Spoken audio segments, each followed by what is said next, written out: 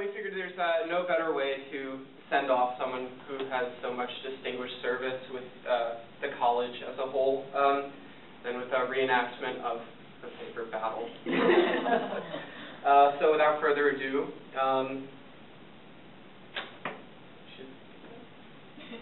the causes of the battle can be traced back to the Ionian Revolt of 499. The Greek city-states along the Turkish coast revolted against the Persian overlords, and they asked for their brothers across the Aegean Sea to come and help them against them. Unfortunately for the Ionians, only the Athenians and the Eretrians responded by sending about 25 ships. The Greek expeditionary force actually manages to successfully sack the regional capital of Sardis.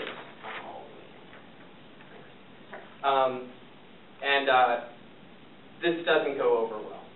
The Greeks, we view this as, the Persians view this as great offense. And we go so far as our great King Darius vows revenge. Despite the initial success of Greek involvement in the Ionian Revolt, we quickly crush the upstart Greeks. And we use this as an opportunity to put our full attention to the weak city of Athens. The weak city of Athens, as Persia will soon find out, is not quite as weak as you think. However, the Persians gather an amphibious force and strike directly across the Aegean. They take the island of Delos, the island of Naxos, and finally, they come to the city of Eretria, which had helped in the Ionian Revolt about 9 years early. Unfortunately for the Eretrians, some traders in their city opened the gates, and the Persians were able to just come on in. Their population was deported back to King Darius in Persia, and they were dispersed to settle in the Persian city-states, never to return to Eretria. And then the Persians, having taken out this other foe, decide, Athens is right there, let's go. And go we do. Our forces land in about 7 hours away from Athens in a bay adjacent to a flat plain, which provides shelter for our ships, as well as the distance from Athens allows our landing to be completely uncontested by the Athenians. Our forces in Athens, we hear about these Persians landing on our shores, and we send a runner, Philippides. He's the famous one that you hear about, the runner of Marathon. He does something even more impressive. The runner of Marathon myth actually was invented by the Romans, and that's not very true. Philippides runs 140 miles to Sparta in one day to get the help that the Spartans have promised to send to us. He rests, and then he comes back the next day. So that's 280 miles in 2 days. The Nova Prana Running Club really needs to test that. And he brings back word that the Spartans are not going to be able to help us. They're not going to be able to mobilize for 6 days because of a religious ritual that they are currently observing. The Athenians, we are alone against the greatest Persian fighting force that we have ever seen.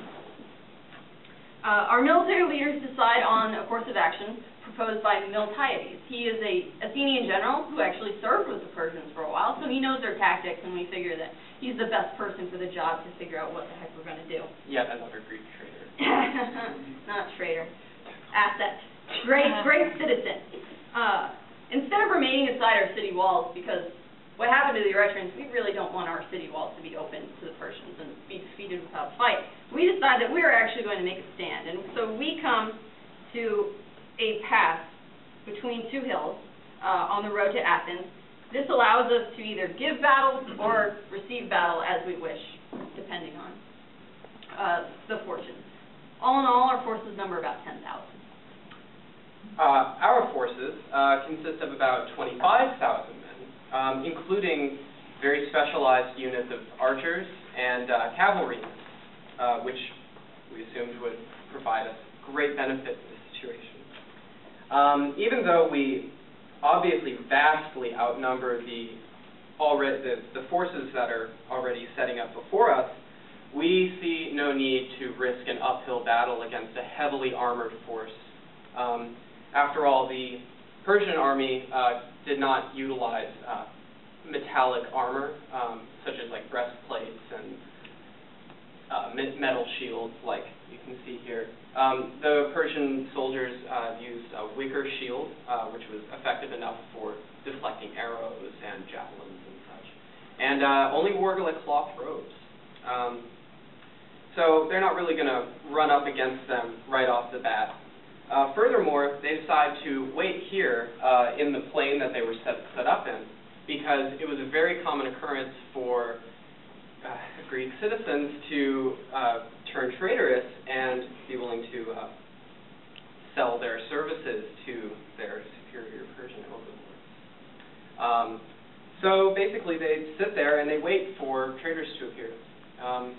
We are proud to announce that we have no traitors in our midst. So we go to Plan B.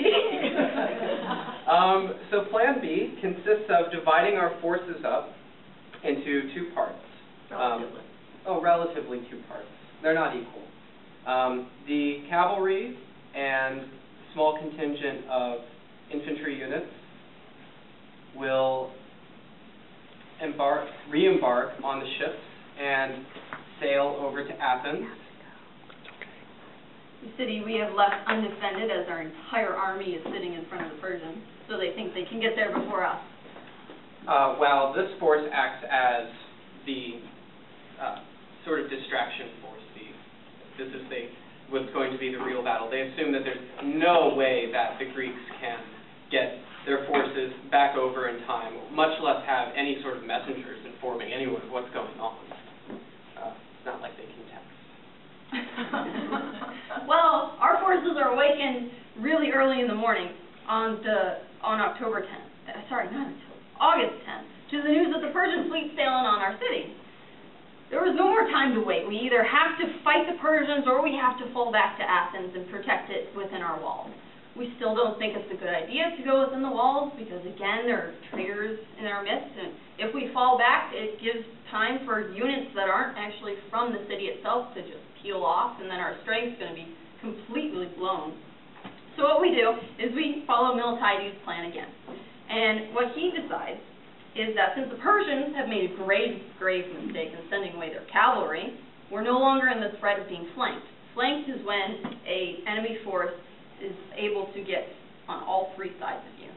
And it is very, very hard to fight against someone who is on three sides. It limits your maneuverability, and also you're fighting on three sides. 3 people instead of 1 you have to take out. So what we decide is that we're going to use that against them. We are going to try and flank the Persians instead of being flanked ourselves. So what we do is we set up our forces into a line. We make our centers specifically weak and reinforce our flanks. Okay, come here. So that we can do the same to the Persians. Well, it'll take about 12 hours for our ships to actually reach Athens, so it's going to have to be a very quick battle if the Greeks hope to actually achieve any sort of victory. So we also set up our line. The Persians still outnumber us very significantly. Our plan is to thin their ranks in the center. Oops, I read that already. I am so sorry. Our forces line up and we march at a steady pace until about 150 yards. Unfortunately for the Greeks, the center is our position reserved for our most elite troops. A lot of people might know about the infamous Immortals. They were the battle-hardened veterans. They had been around through many campaigns, etc., and they weren't going to break very easily. They could stay cool under fire. And the fact that they are moving within 150 yards is also very beneficial to us, because 150 yards just so happens to be the effective range of our archer units.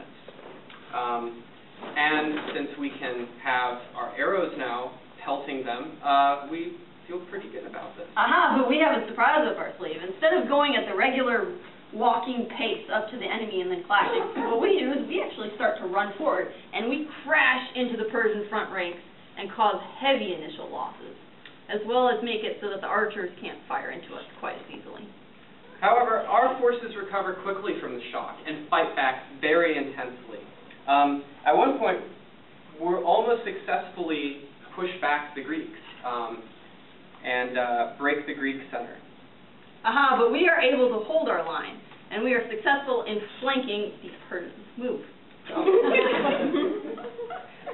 Aha. Run away, run away. There. Go. Well, our dudes break, and they fall back, and they run back to the ships. Most of the individuals that break and flee manage to survive and make it safely back to the ships, securing a hasty retreat back to the main force, which was sent over to Athens. Ah, but we get to capture 7 ships before they leave. Out of 200. Hey, we had 7 ships.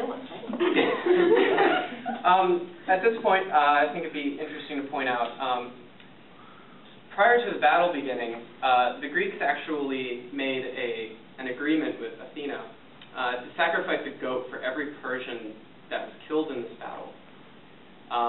However, when they tally up the dead, they don't quite expect the numbers that they have. 192 Athenians are dead, compared to about 6,400 Persians. So now the Greeks have a debt. 6,400 goats. But we're smart. We decide to pay in an installment plan. 500 goats a year until we can pay it off. So we can see here that this battle not only set a historical precedent for the Greeks being able to defeat the Persians, but it also set a historical precedent for the Greeks having terrible credit.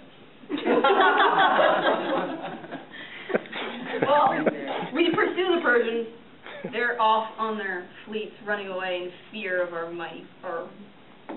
We leave our 2 center ranks who have seen the most number of fighting, and we run back to, well, not run because you have heavy, heavy armor. You walk back, but slightly run, to Athens to defend our city, because we have plenty of time. It takes about 7 hours to get back, and we have successfully defeated the Persians in about 2 hours.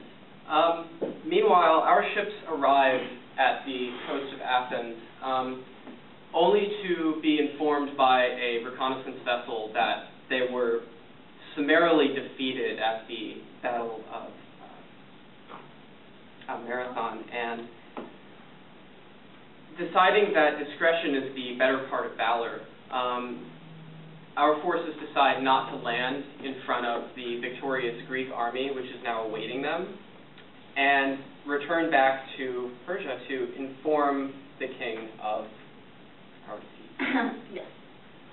Of course, you were defeated. You were Persian. We are Greek. We are all. It's like the first time it's happened. Come on. Hey, we defeat you again at Salamis, so... Yeah, okay, well... The battle itself has several long-lasting consequences. First, it proves to the Greeks the Persians are not invincible. In fact, they're quite easy to take care of, all told. Secondly, and most importantly, the victory at Marathon is a very, very pivotal moment in European history. You can imagine what would have happened if the Greeks had taken over, if the Persians had taken over. We wouldn't have had the classical Greek culture of the 4th and 5th century. Socrates, Plato, Aristotle, Pythagoras, the Greek dramas. So you could only imagine what influence those have already on Western civilization, and if those had been able to be changed. It would have been very interesting to see what would have happened. And that is the Battle of Marathon. If you have any further questions, you can direct them to me, Megan, I guess Professor Zimmerman is really the expert on this topic.